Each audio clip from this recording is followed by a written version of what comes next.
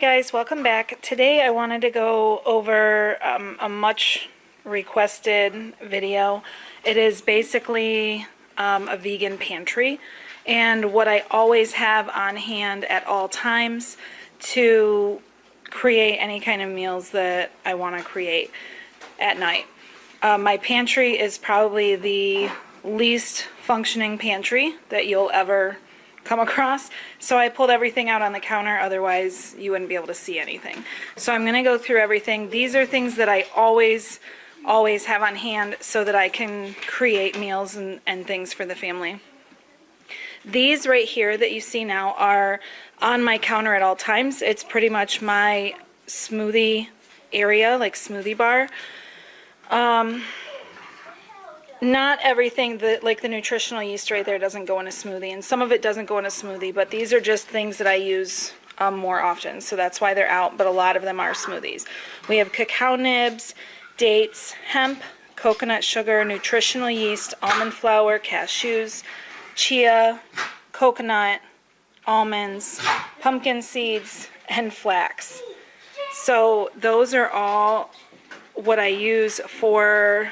So smoothies would be the dates, the hemp, the chia, sometimes the almonds, sometimes the pumpkin seeds, the flax for sure every time, and sometimes the cacao nibs. It depends on, you know, what kind it is and stuff like that.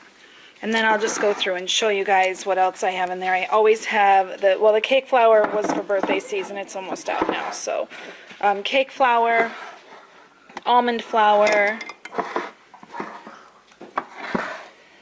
powdered sugar, and you want to make sure it's organic or not processed with bone char.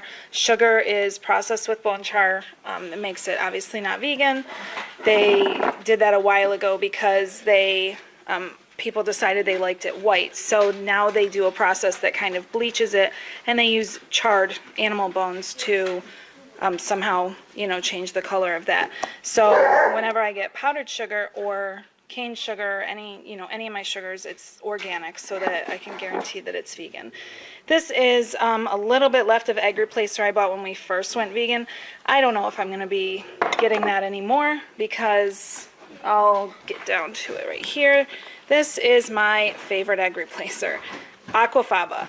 All I do is make sure we always have tons of these chickpeas in our cupboard so that I can always have the aquafaba. I drain them and then the kids will eat them, or Joe will use them in the salad or whatever. But the bean water in this is the best egg replacer I have found. I can't get... I'm going to make sure this is focusing this time. Okay, this one is empty now because I was a slacker this week and forgot to get some. But barley, I usually always have barley on hand as well, but that is empty right now. Brown rice flour. Vital wheat gluten. This one always will have, and I try to always keep a full jar because this is to make seitan and stuff. So that I need at all times so that I can make seitan. It's a lot cheaper to make my own instead of buying, you know, like Gardein or whatever, all these ones. Any of the ones that are, you know, the processed foods, this is a lot less ingredients.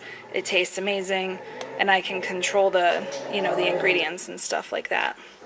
And coffee. It's self-explanatory. Salt. This is just kosher salt. It's the chunky salt. I like that for like soft pretzels and stuff. Bob's 1-to-1 gluten-free flour. I have a lot of gluten-free stuff for baking. I was doing that for a long time, and then when we went vegan, I pretty much just stopped doing stuff gluten-free until I could master the vegan cooking and things, and then I'm going to go back to doing it all gluten-free again once I figured out how to do it all vegan. And then coconut oil. I have 3 different kinds of coconut oil. So we have this kind here is the unrefined coconut oil. So this will taste like coconut. If you use it in your food, it'll make your food have that coconut flavor. So sometimes I do use that. This one is the refined one, so it does not have the taste or flavor of coconut, so I'll use this in like pancakes, waffles, stuff like that. This one here is for popcorn. It's absolutely amazing for popcorn. So we use, for our popcorn, we use this, and then we put some nutritional yeast on it, and it's amazing. Some agave nectar. This one's not jarred yet. This is garbanzo bean flour. Occasionally I'll use that with in the seitan and stuff with the Vital Wheat gluten. And then I think that's really pretty much the only thing I've ever used that for.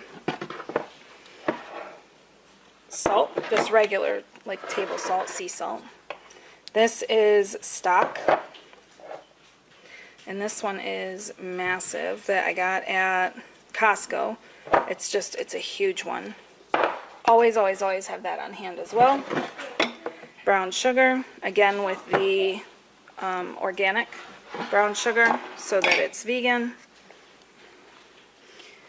And there's going to be a lot of shadows and stuff because the lighting in here is atrocious right now, so there's going to be a glare. We're just going to have to deal with it and get through this the best we can. So coconut oil spray is what I use for, you know, like cookie sheets or whatever, you know, whatever you need to use to not stick, like Pam, whatever you would use Pam for, I use this for, so that it's a better, Pam is just not good. Then I have my own, which is, take the lid off, this is just an olive oil in here, and then you pump it up like that, and then you spray it. And it's the same thing as this, it's just olive oil instead.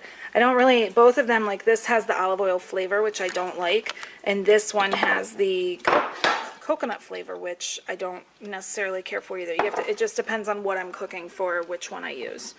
And then olive oil. Along with olive oil, and I am out of this as well because I forgot to get some yesterday at the store. So olive oil, grapeseed oil. Always, always, always I have grapeseed oil because that one doesn't have any flavor, and that's what I like for like my potatoes and stuff like that. I'll use the grapeseed oil. And then this is the sipping chocolate. So this is a vegan hot chocolate. We always have hot chocolate on hand as well. This is just cocoa powder. That's still in a plastic container. I haven't transferred that one over yet. I'm working on getting everything transferred over to glass, and eventually they'll all be uniform and gorgeous and everything, but I just haven't got to that yet. So this is the organic cane sugar. I always have coconut milk, and this is ice cold right now because I store this in the refrigerator because whenever I want it for something, a lot of times I'll use it to make like chocolate mousse or, you know, whipped cream, something like that. It's just easier to store it right in the fridge so that it's ready when I need it. Some of these things I have lots of cans of them, but I just brought one out just to talk about it. Jackfruit is another thing. This is like a meat replacement. You can make like pulled, like how you would make pulled pork. It would be like pulled jackfruit, stuff like, you know, tacos, different things like that. Sandwiches, tacos, you know, there's a million things you can do with jackfruit. And I have several cans of this on hand at all times. Regular flour. And then I'll have red beans, black beans, tomato paste, and also organic tomato sauce in the jars or in the cans just like this, except it's bigger. I use those to make like spaghetti sauce and things like that. I used the last can last night to make, we did meatball subs, so I used the last of it last night, so I don't have that to show. But tomato paste and tomato sauce, always have, because I don't buy those things for like pizza, spaghetti, stuff like that. I like to make my own so that they can be cleaner ingredients. Yeast, and I buy it like this. I find that it's a lot fresher if I buy it in the jar, and I just keep it in the refrigerator instead of the little packets. I don't like the packets at all. Alright, we have black lentils. I have regular, green lentils. We have TVP. And this is textured vegetable protein. And I just wrote, I remember now, like what the measurement is, but I just write it on the top of the jar. And I will open this, hold on. Alright, so you can see what it looks like. This is TVP, so this would be, you just reconstitute it with, I use stock to do that, but it's basically, it's textured vegetable protein, and you can make it into like a crumble, so like a beefy crumble type thing. You can put it in tacos, you can put it in spaghetti sauce, you can, anywhere where you would use, anybody, like if you used to eat meat, if you ground beef, like anything you would put that in, I put this in. And let's work our way down. Quinoa. This is my huge gallon jar of quinoa. And I bought the regular quinoa. It's like organic something or other from Costco, so it was a huge amount. But then I realized I like the tricolor quinoa because it's just more fun to cook with. So I like that better. But so I'll buy that from now on once we're done with all this. But that's why that's mixed on the top, because I started using that. So I like the tricolor better. Alright, potatoes. Now I don't always have these kind of potatoes. I just found these at a store yesterday, just cute little potatoes that I thought I would make something cool for dinner with. So I did grab these, but potatoes in general, I will always, always, always have potatoes on hand. Oats, another huge gallon jar of oats, and I just write right on the top of it so that I know, you know, how much. If I'm making, you know, a lot for the boys, if I'm just making one serving, it has it right up there to tell me, so I don't have to like Google it every time or whatever. My rice, this is a wild rice blend, and I absolutely love this stuff too. And I make it with, just with stock, and obviously rice is self-explanatory. You can do a million and one things with rice. Popcorn, another gallon jar.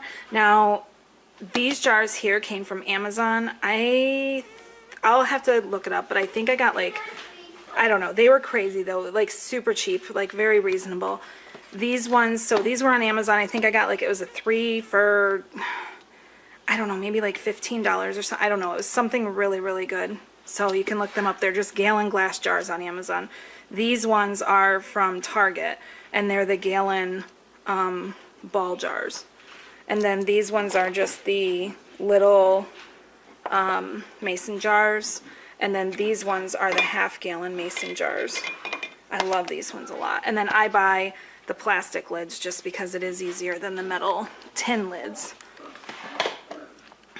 And what else do we have? Okay, now we're going to get into the gluten-free stuff. So coconut flour, tapioca flour, arrowroot flour. So I have all of those flours. And then my liquids here, we have organic apple cider vinegar. And most of this stuff is organic. I just don't say that every single time, but most of it is just because I prefer that better. But this is organic apple cider from Costco, so it's a huge huge bottle of that. Some rice vinegar, some red wine vinegar, avocado oil, toasted sesame seed oil, and these are all just randos that I use in cooking and baking. Well, not baking, but cooking for those. And then aminos. This is the huge one I got from Thrive. I haven't seen these in the store, but it was cheaper. It ended up leaking a little bit, but so this one is in the pantry ready on deck for when our other one runs out. I just always make sure I have that on hand. And then tahini as well. I always have a couple of these in hand, or on hand, because they are for, I only use them in seitan. That's all I really use it for completely, but it is really great to have them on hand, because I don't like running out of stuff. We live like an hour like an hour and 20 minutes from all these, like, from the good stores, like Trader Joe's, Whole Foods, the good Wegmans that has the stuff that I need. We live quite a ways away, so I try to keep the pantry stocked so that I don't have to ever run out, because I don't want to be in a position where I can't get what I need. But with all of this stuff on hand, if you have it all on hand, you're able to just, there's no nights where I can't throw something together for dinner. If you have quinoa, you have potatoes, you have lentils, you have rice, I mean, those are all just staples that you're going to want to have. The Vital Wheat Gluten, TVP, all of those things. If you just keep those on hand, then you can whip up most of any of my recipes and a lot of other vegan recipes that you'll find, as long as you have those on hand.